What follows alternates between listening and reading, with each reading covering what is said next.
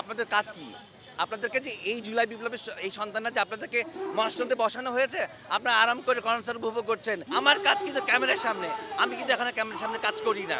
এর থেকে বড় দায়িত্ব হচ্ছে কি আমার দেশের মানুষের নিরাপত্তার দায়িত্ব। হাসিনা সরকারও কিন্তু একদিনে ফ্যাসিবাদ হয়নি। ধীরে ধীরে সে নিজেকে মনস্টার তৈরি করেছে। তাহলে কি আমরা ভেবে নিব বর্তমানে এই জুলাই বিপ্লবেরই সরকার আরেকটা মনস্টারের রূপ নিচ্ছে?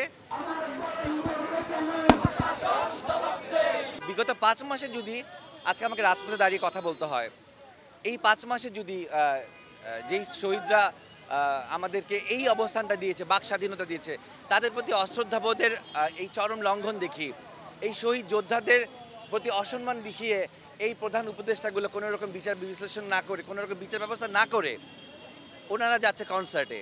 আমার কনসার্ট নিয়ে কোনো দুঃখবোধ নেই। ওনারা যাচ্ছে সিনেমা মহরতে।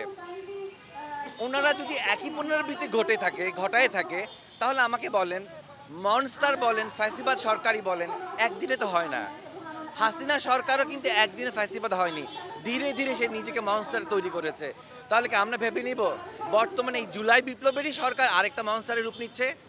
তাহলে আমার কোশ্চেন জনগণের কাছে, আমার কোশ্চেন এই গণমাধ্যমের কাছে, এই যে 5টা স্টুডেন্ট মারা গেল, এই যে চোরা হত্যা করা হলো, তাদের কি নিরাপত্তা? আমি আজকে স্টেটমেন্ট দিচ্ছি, আমি এই জুলাই বিপ্লবের সাথে ওতপ্রোত জড়িত আছি এবং থাকবো। আমার জীবনের শেষ নিঃশ্বাস পর্যন্ত আমি এই স্টুডেন্টদের পাশে থাকবো। তাহলে আমার নিরাপত্তাটা কোথায়? আমি আমার নিরাপত্তা নিয়ে চিন্তা বোধ করছি না। বিকজ আমি যখন রাজপথে নেমেছি, ছাত্র জনতার জন্য নেমেছি, জুলাই বিপ্লবের স্টুডেন্টদের জন্য নেমেছি, আমি এটা কেয়ার করি না। কিন্তু আমি কেয়ার করি এই বাচ্চাদেরকে, যাতে নিরাপত্তা জড়িত এই সমগ্র আওয়ামী লীগ ফ্যাসিবাদদের কর্মকাণ্ডের সাথে। ওরা আমাদের জাতির ভবিষ্যৎ। ওদের নিরাপত্তা মানে আমার নিরাপত্তা, ওদের ভবিষ্যৎ মানেই হচ্ছে কি আমার প্রশান্তি, আমার শান্তি। তাহলে ওদের নিরাপত্তা কোথায়? আপনাদের কাজ কি?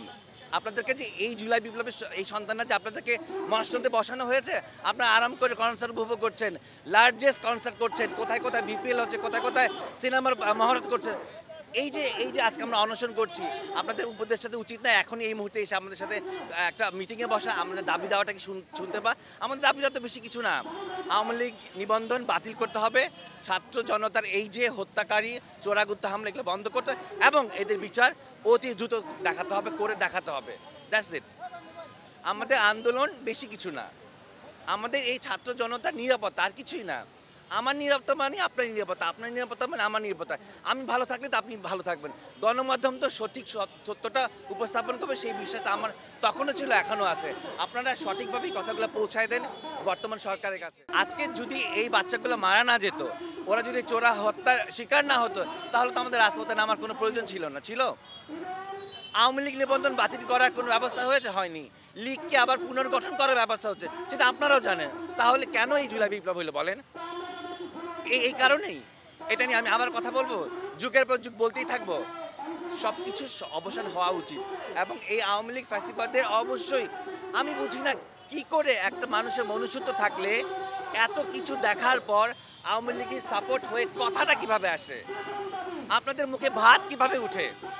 এই বাচ্চাগুলার যখন বাবা মা যখন কান্নাকাটি করে বলে, তখন কিভাবে আপনাদের নিজেদের ব্যক্তিগত জীবন চলে আমি বুঝি না।